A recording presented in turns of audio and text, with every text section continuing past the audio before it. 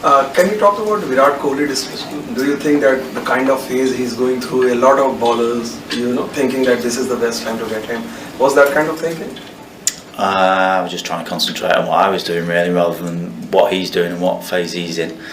He's obviously a world-class player. He's got great stats. We have our plans. Just try and execute. That's all I'm focusing on really when I'm bowling at the big players.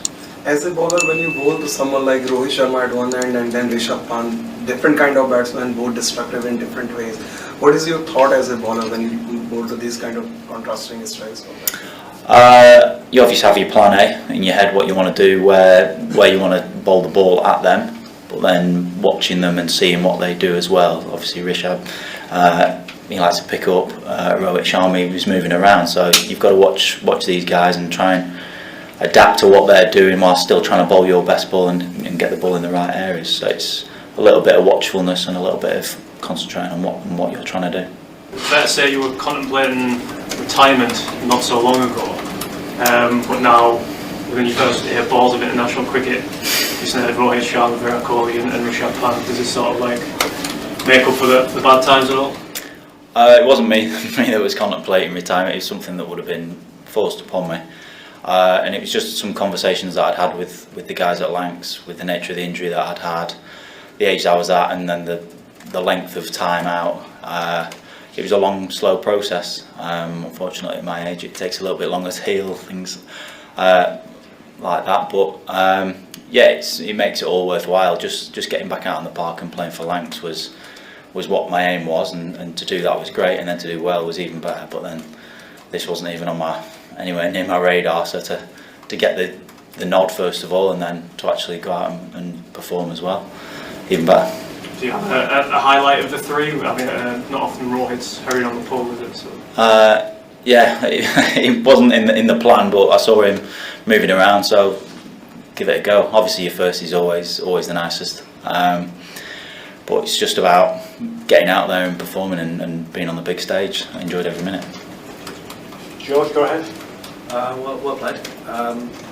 You've obviously taken the scenic route to here. Did you honestly think this would ever happen? 2015, when I first played for Northants, no. I was just trying to get a professional gig. 2016, still no.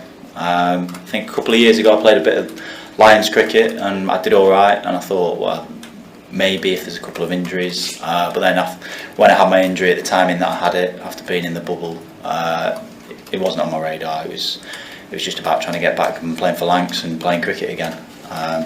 So I'm thankful that I've had the opportunity. But all those years, I looked at you working in a factory, working in a fish shop, selling fish or something. That was when I was about 13 to 18, so that was just a bit of extra pocket money, that was. But yeah, I went away to Australia. I did a bit of landscape gardening over there whilst I was playing over there after I finished university, and then the boiler company. That was just a factory job for 6 months just to tide me over, and then I got a job with Lancashire Cricket Board, coaching on Chance to Shine programme, going in schools and doing a lot of that. I think I was there for about 5 years, and then they were really good. They gave me the flexibility to go off and be able to play minor counties, which then James Middlebrook picked me up for. He was playing for Bedfordshire, I was playing for Cumberland, and he picked me up and said, I think you've got something, I'll put you in touch with Northants, and then it went from there. But was this the dream during those years? No, it wasn't on my radar. It was just to try and play the highest standard that I could. So each time I reached that next level, and then wanted to reach the level higher than that. And I've got to here so far, so keep going.